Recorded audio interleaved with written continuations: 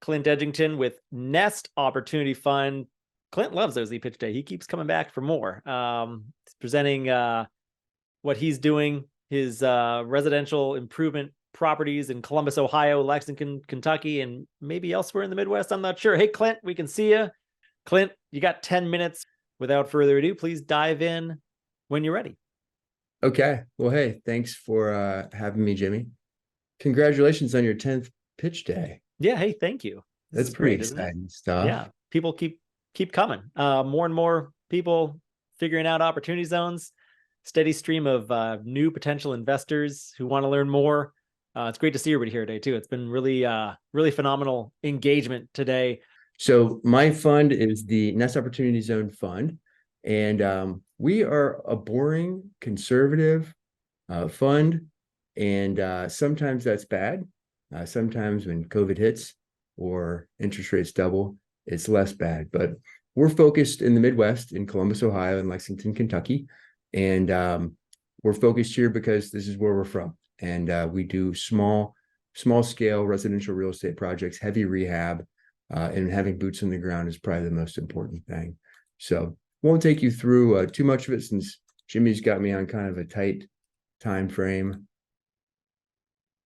Our attorneys are going to have us send our disclaimers up, but the Opportunity Zone legislation is pretty cool because it's effectively what we had always been doing, but now we can actually get some tax benefits and go with the spirit of the law and kind of help some of the lower income areas. And what I kind of do as far as running the fund is basically I just kind of get out of the way of the operators who are the boots on the ground and like what they're passionate in. We just make sure that it's net beneficial to investors and also the community. So our Columbus operator, Clint Capel, he basically hires folks who have graduated from halfway house. So folks who have had addiction issues in the past, might have a tough time getting that first job out, but then come in and get trained up. And, I was a little concerned about it at first. We kept kind of a tight leash on it, but it's been fantastic. There's a little bit more turnover in the beginning of hiring someone, but once someone's kind of hired and they get those skills that in the trades, a skilled plumber, a skilled carpenter, they're hard to keep nowadays. That's getting a little bit better, but it's been great financially and daily impacting our community. We are providing safe, secure housing for people to have the opportunity to live their best life. We are providing the opportunity for those in transition to utilize their current skill set or develop a new skill set so they can live their best life. We are providing on a daily basis good houses for good people, built by good people, managed by good people, and funded by good people. Yeah, I need to work on my timing of my clicks a little bit, but he says it better than I do. So he really gives folks who would have a hard time getting that first job out of some sort of program, get them trained and get them a trade, and then have them be productive members of society. I kind of like the idea of the path to the middle class is through homeownership. So we have some programs set up where if someone's a good tenant for a certain amount of time, they can buy the property from us for a discounted rate. And then our Lexington guy, he just is into kind of the real estate and kind of making Lexington, cool in areas that were once cool that aren't now. Peter had this almost exact same graph up. So we have both single families and smaller multifamily. Going to be sub-institutional level multifamily. Our largest is a 31 unit. But most of ours are in the 2, 4, 8 unit size range. So they're not going to really trade just based on cap rates, like a lot of the larger multifamily offerings will. But what we see is that this is what my dad told me. They were small-time landlords.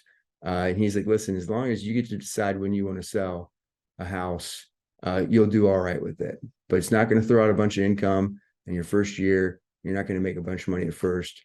But if you have good properties, take care of them well, it'll end up being a good investment for you as long as you get to decide when to sell. So then he would go into a tirade about, over leveraging yourself and whatnot. And I would say, Dad, I just need the key so I can mow the yard for that property. But having that blend of single family and multifamily is good for us. The multifamily gives us a bit more income. And then that single family gives us some ballast. And although there will be another asset class that has more capital gains in 10 years, I'm sure. We're relatively confident that single family will give us decent capital gains. Looking where we're at, so yeah, we're out of Columbus and Lexington. We were previously investing in Lexington. We like Columbus as well. Columbus and Lexington have never been the COVID darlings or the darlings of any economy, but we're in the Midwest, so it's boring, but sometimes boring can be good. I've been doing these for a few years, and I've noticed that some of the names have dropped off here.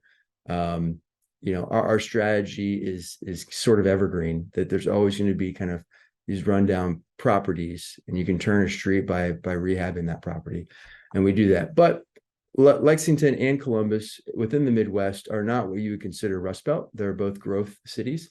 And we've got, the fastest growing cities or areas in our states right around Columbus and Lexington. So they are growth areas, not going to be crazy growth. It's not, San Francisco in the 2000s or Austin in the last 10 years. But we also have pretty stable employment. That's what we want. We want reasonable growth with good, stable employment. And that's what gives us our tenant base. So for both Columbus and Lexington, these are university towns. So we have a large amount of, education. Obviously, state government is in Columbus. There's a large government population in Lexington as well. But even our financial industry, which you would think of as generally somewhat volatile, it's all the insurance companies. So it's the state auto nationwide, relatively economically resistant stuff. In addition, Lexington has what's called the urban growth boundary. So if you've ever driven from Louisville to Lexington, it's kind of pictorial horse farms. If you watch the Derby, they have the outtakes of the horses grazing.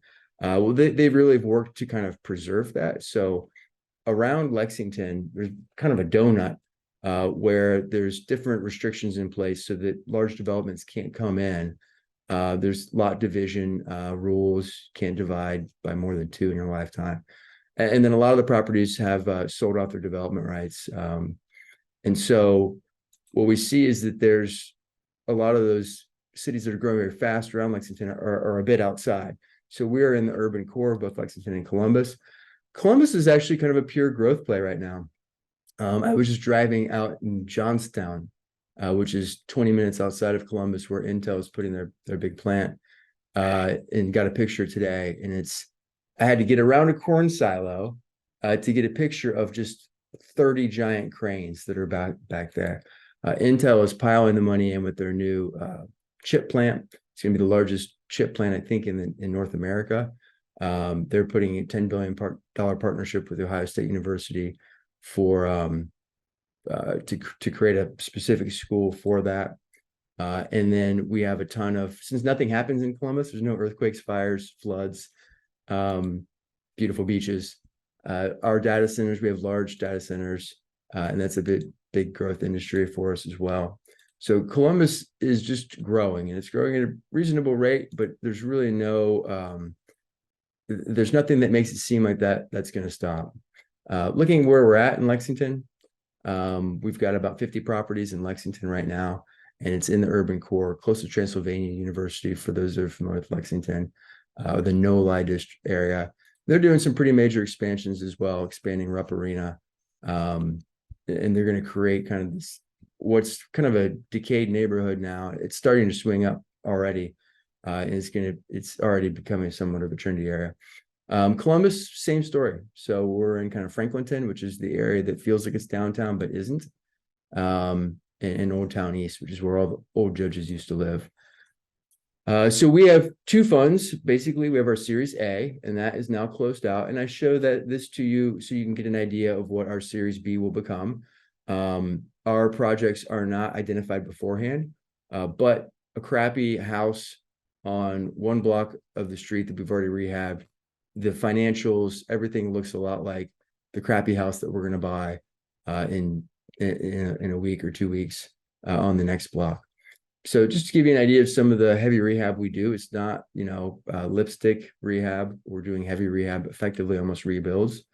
And you can see kind of how over the last 4 years, we've gone from nothing to about 50 properties in the A series, of which about 45 are complete. And what our capital position is in our monthly rent growth, we've grown it from 0 to 80 grand a month.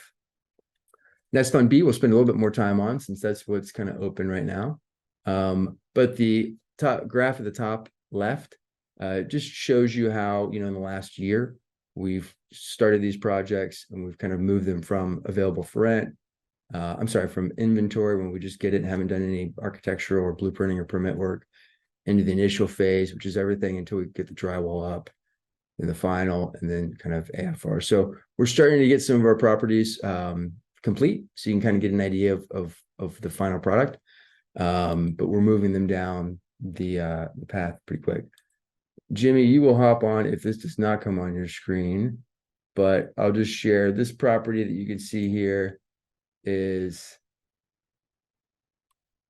one of our first completions, and here is the completed version. So just looking to see where you're looking at here. You can see it's lower income. It's not, I don't see the I don't see the completed version, by the way. I just see the before pictures. Okay. But we can fix that in post for the recording. Okay. Yeah, we'll also have on our webinar next week, we will have we'll be able to dig into some of the final ones, and I will send you a link in the comments after this as well, with the kind of the final. But it shows some of the things we do that don't cost much money, that I think add some character to our properties. And more important, since we're going to own from 10 years, we want them to be easy to maintain. So quickly, just walking through kind of the financials of our fund. And again, I recommend signing up for our webinar next Thursday. We can walk through this a little bit more. You can ask some questions. But again, it's going to be boring and generic. We've got our management fee is 1.5% of our net assets. Preferred distributions 4% per year. We have a little lower carry, 15% carry. We've raised about 11.5 million now, of which myself, my family, our partners have put in $1 million. Our Lexington GC, he puts in 20% of his earnings as a limited partner. We project 12% post-tax rate of return on the fund. And just to give you an idea of kind of execution, we've gone, when we opened the fund up to outside investors, because originally it was just me, my parents, and our Lexington operator. And then we spread it out to our investment advisory firms clients. We started with 23 units. We'd put $500,000 in, and then we now at 117 units. And we invest kind of pari passu with our investors. If you'd like more information, I'd love to talk to you. Reach out to us. The QR code for our webinar is front and center, and then also for our deck. And then we also do an OZ calculator for folks who are just kind of thinking, do I want to do an OZ fund? Do I not want to? It's not perfect, but I actually do it before I have a conversation with most investors for myself. So I can just think through, like, okay, here's when they're going to have to pay this capital gain. Here's the deferral. Okay, if they think that the rate of return is going to be 8% or 10% or 9%, I can plug it in. And it just kind of helps me chunk it through. Nothing's complicated in the OZ world pertaining to your particular facts, but figuring out which are your particular facts can sometimes be a little bit confusing. Any questions? Or Jimmy, are you shooing me off the stage right now? Amazing. Well, you got to put the Opportunity Zone podcast on there. I've had you on, haven't I? Or maybe I haven't. If I haven't had you on, you got to come on. You haven't had me on. Well, we got to have you come on then. Let's have you join pretty soon. It's one thing to be slowly, silently rejected by you, Jimmy, but another thing to announce it here on Pitch Day. Well, that's my mistake. Let's get you on the podcast right away there, Clinton. Because I want to be on this slide for the next OZ Pitch Day. We got one question. What's your minimum investment amount? Our minimum is 200. It's a soft minimum though. So if you've got 100, you think you'll do another 100. We do a handshake and just make sure we're going to be good partners, that we would get that follow on at some point in time, if you have it. Yeah. Tell Clint Jimmy sent you. Maybe he can cut you a deal. All right. Maybe not today. Maybe before you maybe realize I haven't been on your podcast. Once we get you on the podcast. All right, Clint. Well, we're at time, so I'm going to cut you loose there, but thank you so much for your continued support. Really appreciate it. Appreciate your time today. Thanks so much. Hey, thanks, Jimmy. It's fun.